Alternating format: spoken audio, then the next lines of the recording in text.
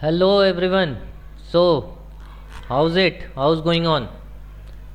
Okay. So, let's start today's topic. Today's topic is introduction to Java. As we all know, till now what we have studied that concept of object oriented programming, and then we executed a Java program from JDK bin folder, and then we set up some environment variables where we set the class path variable, and after setting the path variable we were able to run our Java program from anywhere, any folder in our computer system, right?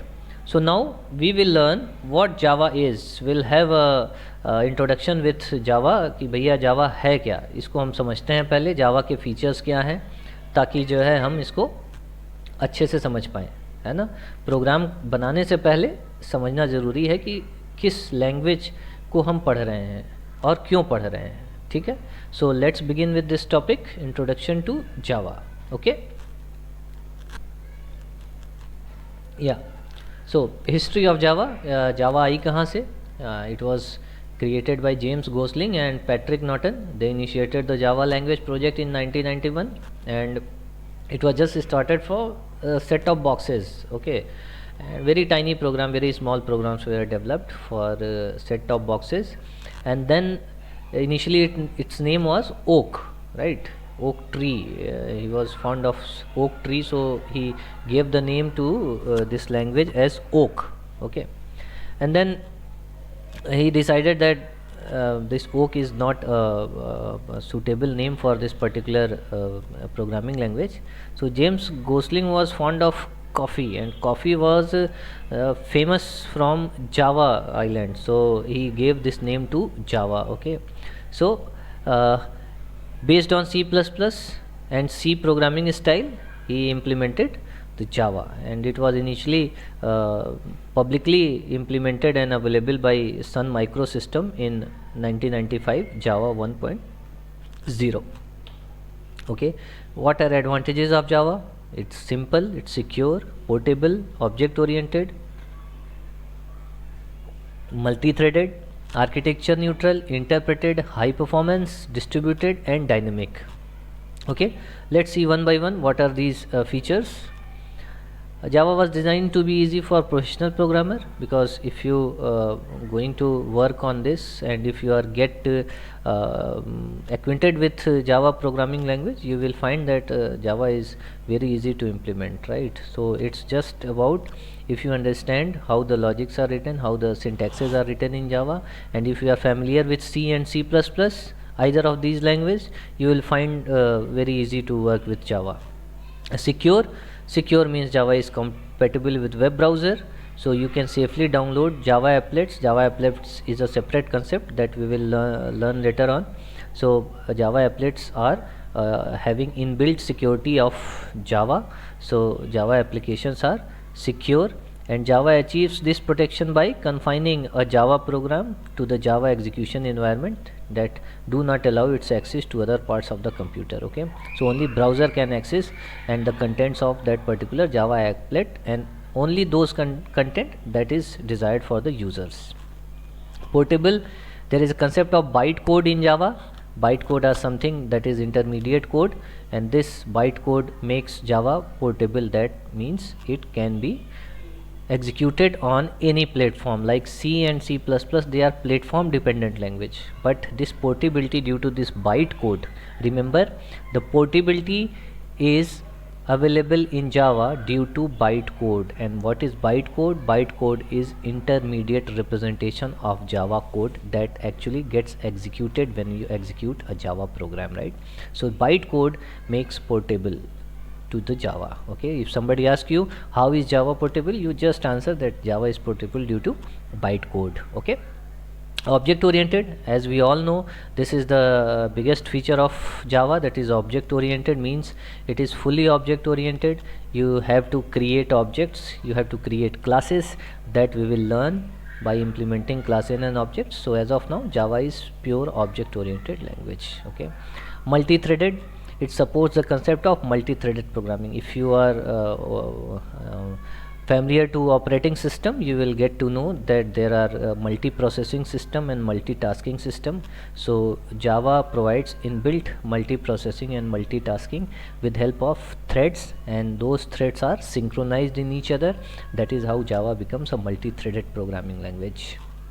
Architecture neutral, as I said, the bytecode makes the programmer bytecode. What it does, it makes the program portable. Okay, portability is available due to bytecode. That is why Java is known as architecture neutral. Write once and run anywhere. You need to remember, write once, run anywhere, anytime, forever. Okay, so this is architecture neutral. Interpreted and high performance, as I discussed earlier, there is a concept of bytecode, that is intermediate representation of Java. Okay, so this intermediate representation bytecode can be interpreted on any system that provides a Java virtual machine. Means if you have installed Java virtual machine on any PC, Java virtual machine makes the bytecode executed on any type of machine. What is Java virtual machine? It is like an operating system within existing operating system. Okay, if you have known the concept of sandbox or virtual box, means if you have to run Linux inside Windows, you install VirtualBox, and inside that VirtualBox you can implement Linux, you can work on Linux, considering you are inside the window operating system, right? So Java virtual machine is a kind of a small virtual operating system that is created inside any operating system. So Java is running inside that virtual machine, Java virtual machine. If you write a Java program, it will be executed in its own environment, that is known as Java virtual machine. Okay, so due to this bytecode and due to this Java virtual machine, this can be implemented on any, executed on any type of operating system, and once it is compiled, it converts into bytecode, and the bytecode gets executed faster, need not compile again and again. That is why its performance is higher as compared to other programming languages. Okay, Java is distributed, means Java is designed for distributed environment. It can handle TCP IP protocol, means if you are writing some network based protocol programs where you need to access the program remotely from one PC to another PC, so Java provides you a concept of RMI, that is remote method invocation. There are built-in classes, built-in API, RMI. Okay, known as RMI, that is remote method invocation, that provides you the distributability of writing Java programs. Okay, and it is dynamic, means runtime polymorphism, runtime information are available, like Java programs carry with them as runtime type information that is used to verify and resolve access objects at runtime. See, there are two types of polymorphism, we will discuss this later on, that is compile time polymorphism and runtime polymorphism. The runtime polymorphism makes Java dynamic, where the objects related to its classes are associated at the time of execution, not at the time of compilation. That is why Java is known as dynamic language. Okay, so these were the features of Java programming language. Means it is simple, secure, portable, object oriented, multi-threaded, architecture neutral, interpreted, high performance, dynamic and distributed, right? So move on to the next topic. Very important topic is the compilation in Java, or role of bytecode. So what happens when you write a Java program? The first step is, after writing the program, you compile it. Okay, and once the Java program is compiled successfully, it is converted into bytecode. If you remember, like we had created the file in this Java folder. If you remember, in the last video we had discussed it, that in bin we had created a class, my class.java, and once it is successful compiled, it is my class.class. This basically my class.class, this class file is basically the bytecode, and once you execute the program, this Java file is not executed, this class file is executed, right? So this bytecode is the file that is get executed. So if I summarize it, every Java program has an extension of .java. After compilation, the same file, the name is same, but .class extension file is created and the final file is executed .class. Okay, and this .class file contains the bytecode, which is a highly optimized set of instruction designed to be executed by Java runtime system. Okay यानी कोई programme आपने compile किया, वो compile होने के बाद उसी नाम की फ़ाइल के साथ डॉट क्लास नाम का एक्सटेंशन एक और फाइल बन जाती है और उस फाइल को हम एक्चुअल में एग्जीक्यूट करते हैं, न कि डॉट जावा फाइल। और इसे एग्जीक्यूट कौन करता है? एग्जीक्यूट करता है इनसाइड जावा वर्चुअल मशीन। मैंने आपको बताया जावा वर्चुअल मशीन क्या है। एक छोटा सा एक वर्चुअल ऑपरेटिंग सिस्टम है जो कि जावा बनाता है जब जावा के प्रोग्राम को हम एग्जीक्यूट कराते हैं, और जावा अपने प्रोग्राम को उस ऑपरेटिंग सिस्टम, उस वर्चुअल ऑपरेटिंग सिस्टम जो टेम्प्रोरी एग्जीक्यूशन करने के लिए थोड़ी देर के लिए जब तक वो एग्जीक्यूट करना होता है, एक छोटा सा ऑपरेटिंग सिस्टम जावा खुद का क्रिएट कर लेता है, जिस ऑपरेटिंग सिस्टम को हम बोलते हैं Java virtual machine. So JVM is an interpreter of byte code. If somebody ask you who interprets the byte code, you will say Java virtual machine interprets the byte code. Java compiler compiles the Java program and bytecode is created and bytecode is interpreted by Java virtual machine. Okay, so now what happens? Let's see in detail. There is a concept of just-in-time compiler. Okay, so just-in-time compiler, see, we have discussed that Java is a high-performance language and the bytecode makes it high performance, right?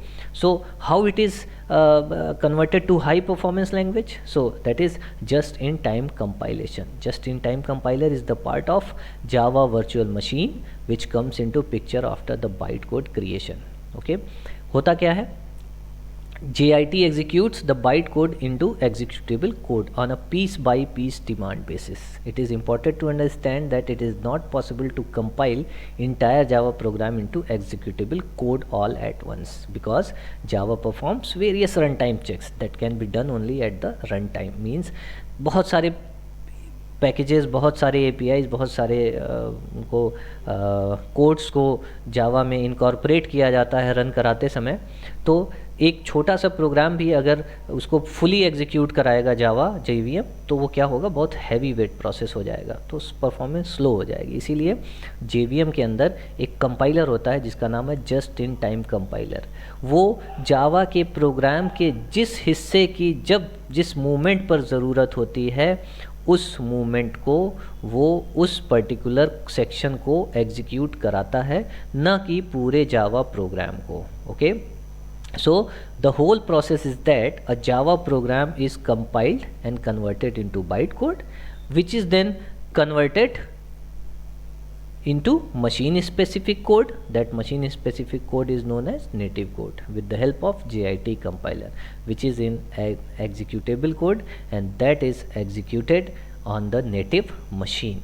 This can be understood by this particular program. Okay, you can say this like we have written a class and that class is compiled, and after compilation there is first one is Windows system, middle one is Unix system, and the right one is Mac OS. Okay, so these are three different platforms, but the same Java file is executed in same manner in all these three platforms because of JVM. Means the JVM for Windows is according to that Windows, JVM of Unix is according to that Unix, and JVM of Mac OS is according to the specification of Mac OS. Okay, so whatever the platform is, inside that platform a small operating system is created for temporary basis, that is JVM, and all the programs are executed inside that Java virtual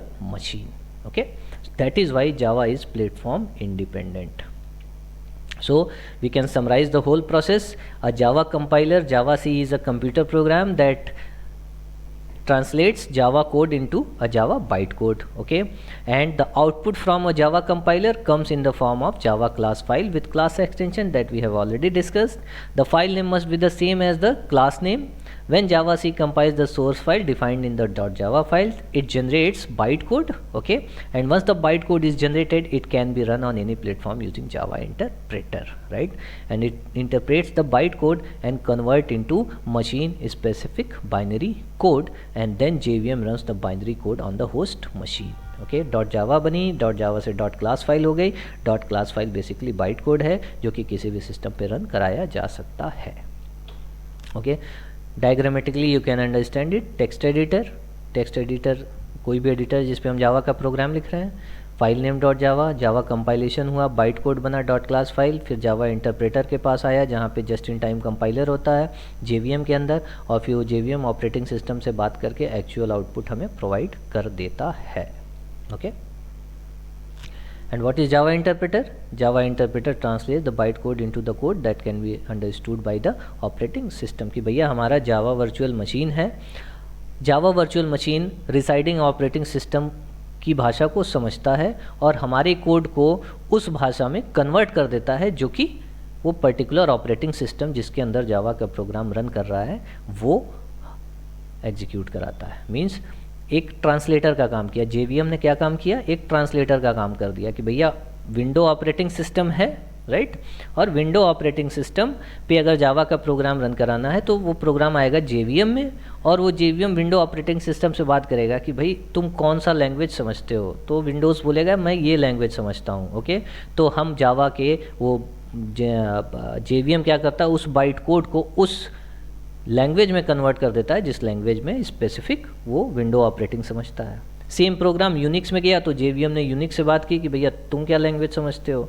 तो भैया मैं ये set of instruction समझता हूँ. तो byte code ने JVM ने उस बाइट कोड को उसकी भाषा में कन्वर्ट कर दिया.